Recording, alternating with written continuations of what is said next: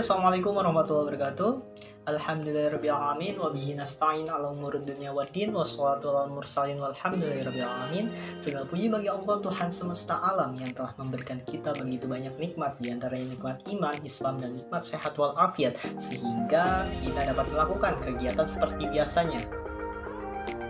Yang pertama-tama yang saya hormati dosen Ishak Suryo Nugroho, MSI, dan teman-teman yang saya banggakan dan saya cintai.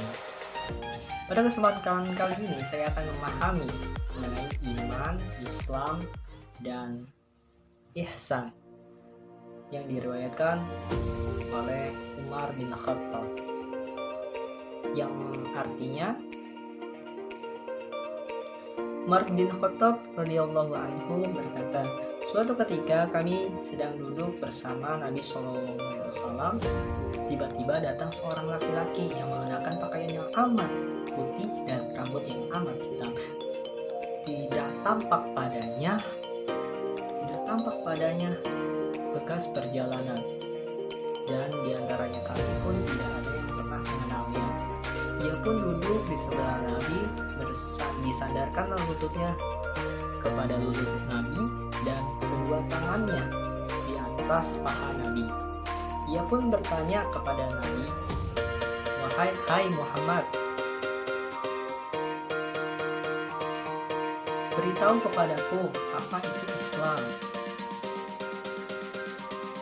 Nabi Muhammad SAW menjawab, Islam adalah engkau bersaksi tiada Tuhan selain Allah dan Nabi Muhammad adalah utusan Allah, menegakkan sholat, menunaikan puasa, zakat, dan menunaikan pergi haji bila mampu.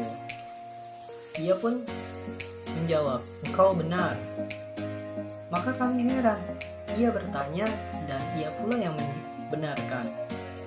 Ia pun bertanya kembali, beritahu kepadaku apa itu iman. Nabi Muhammad menjawab, iman adalah engkau percaya kepada Allah, malaikat-malaikatnya, kitab-kitabnya, rasul-rasulnya, dan hari kiamat, dan takdir baik maupun buruk. Ia pun menjawab, engkau benar. Ia pun bertanya kembali, beritahu kepadaku apa itu ihsan. Nabi menjawab, hendaklah engkau beribadah kepada Allah seakan-akan engkau melihatnya, dan jika engkau tidak merasa melihatnya, dia melihatmu. Ia bertanya kembali, kapan hari kiamat? Ia pun menjawab, yang bertanya lebih tahu daripada yang menanya. Ia pun bertanya kembali, apa tanda-tandanya? Jika terdapat budak wanita yang melahirkan pada saat tua, dan jika engkau melihat seorang yang telanjang tanpa mengenakan baju, dan pengembala berlomba-lomba membangun bangunan yang amat tinggi. Setelah itu, ia pun lekas pergi. Aku pun terdiam. Sehingga Nabi Muhammad bertanya, hai Umar, apa? Tahukah engkau siapakah dia? Umar menjawab, aku tidaklah lebih tahu timbang Allah dan Rasulnya. Nabi Muhammad bersabda, sesungguhnya dia adalah malaikat Jibril yang mengajarkan kalian tentang agama Islam. Muslim. Dari hal tersebut kita dapat mengetahui bahwa Islam adalah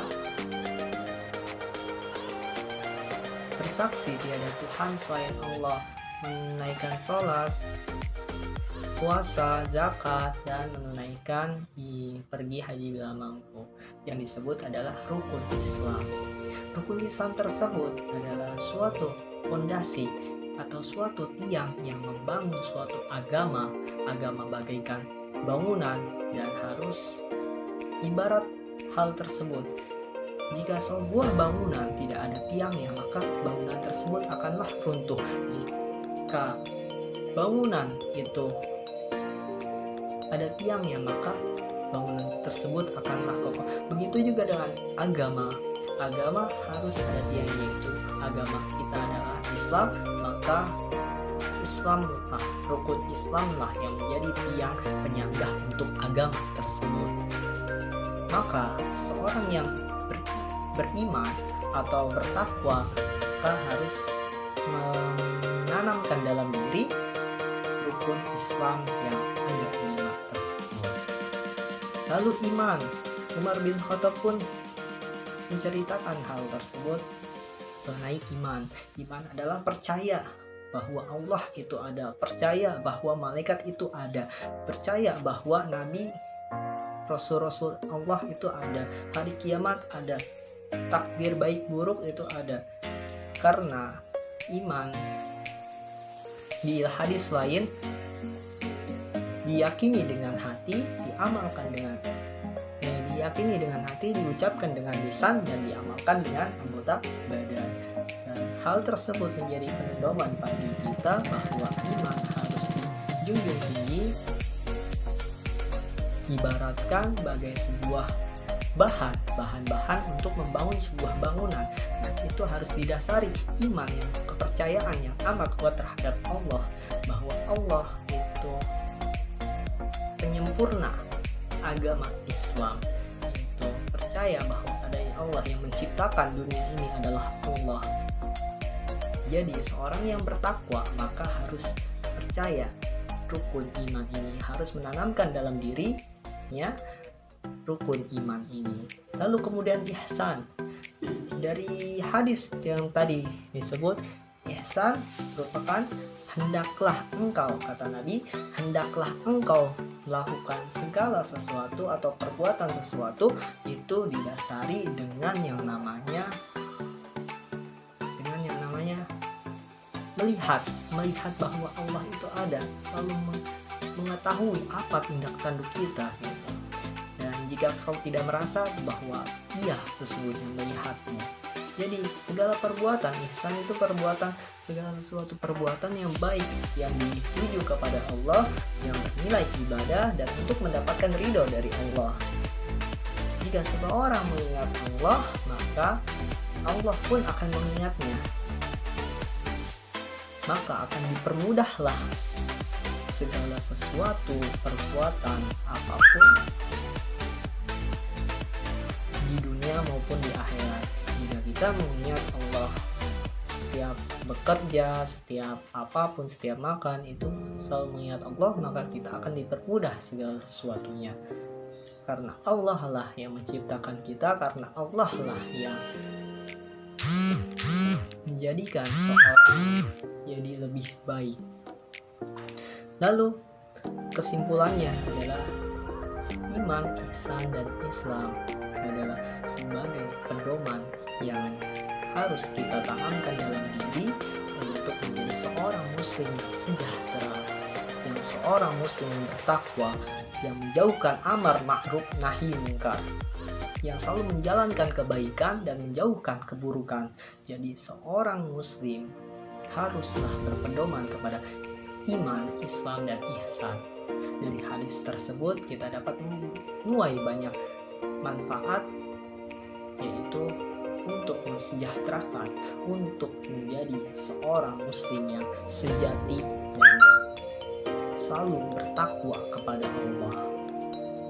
Ya, mungkin itu hanya itu yang bisa saya sampaikan. Kurang lebihnya mohon maaf. Akhir kata dari saya, setiap apa yang kalian dengar, kalian lihat, dan kalian amati, itu adalah pendidikan bagi kita semua. Wassalamualaikum warahmatullahi wabarakatuh.